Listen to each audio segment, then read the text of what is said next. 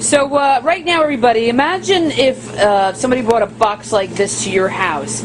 I have no idea what's inside this box, but Big Mouth for the past 3 hours has been like, wait till you see it, wait till you see it. Don't look in the box, don't look in the box. Imagine if somebody brought this to your house. They're like, don't worry, Steph, I'm bringing dessert for the dinner party. Yeah. And you were like, oh, what is it? And you open up the box, and that's what it is. Oh, wow. I don't know if that's doing much for you just by looking at it like that, but believe me, this cake is divine. Wait, what kind of cake is this? Look at all the layers. Look at all the layers. How tall is this? This is pretty tall. I'd say that cake is probably about 7 inches tall. So, ouch. She just walked into me. Well, I'm looking at the 7-inch tall cake. Crumb Boss, what is in this cake? This is unbelievable. Who's this for? It's for me. She made it herself, everybody. I invented it because I just was, I dream about pastry and what I would love to eat, and it's chocolate cake. Yeah. So I dreamed up this combination. I love cheesecake. I love chocolate cake. I love mocha buttercream. I love chocolate fudge or chocolate ganache, which is actually what I used here. This is unbelievable.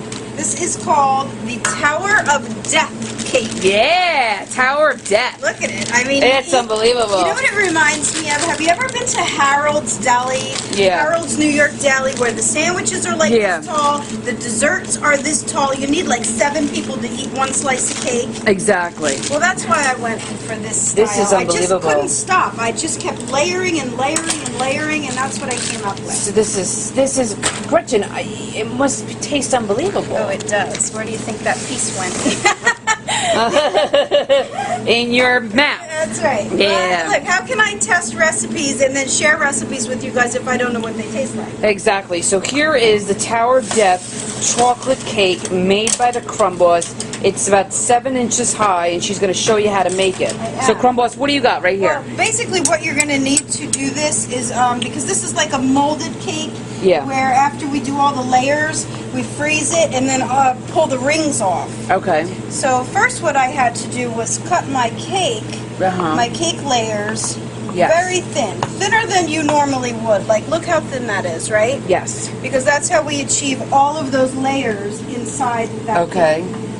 Oh my God. You can't have big, thick layers. So, give me a fork. Yeah, I know. That's why I saved That's sick. for last. That is sick, Crumb Boss. All right, so I have 2 layers of cake, 2 thick layers that I'm cutting each layer into 4 tiny layers. I mean, that's how thin we're going on this. Wow.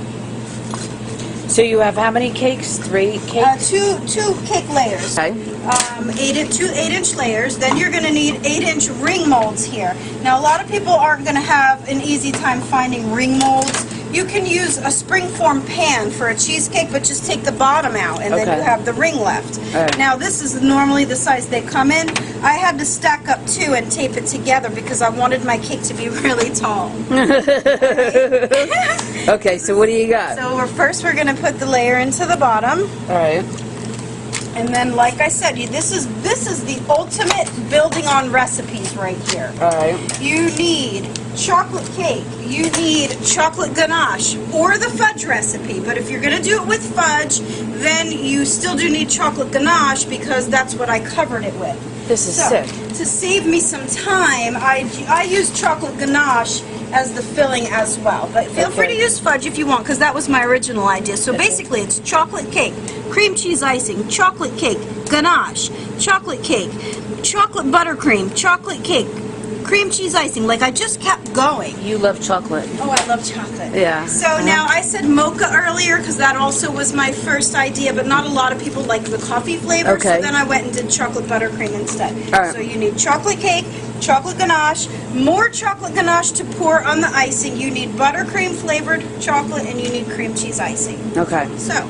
And then you need a ring mold and a chocolate cake. Exactly. And then you're just your mouth chili. You can kind of get in here and see how I'm going to just use the pastry bags to pipe. The pastry bag technique of filling a cake is a lot more control. Yes. It's a thin layer way of doing it rather than just slapping spatula full of icing in there. So when did you make this up the other day, Tower of Death cake? Oh, geez, I think it was Thursday afternoon. Oh, yeah? I made it, Now we do a layer of the cream cheese.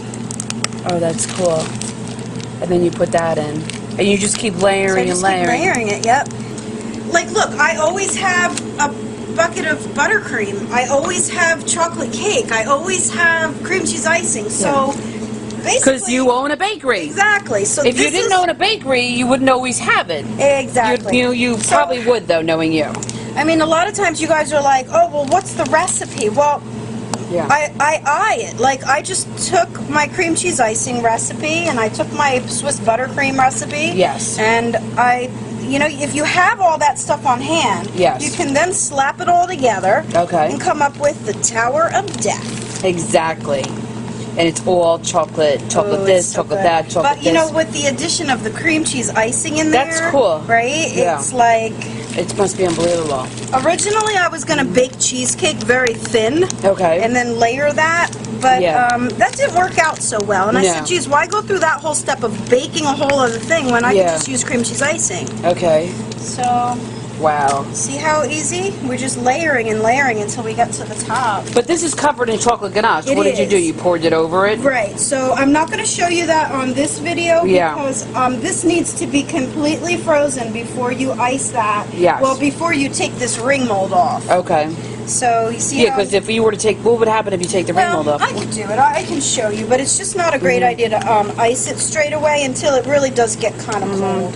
So I would freeze this for...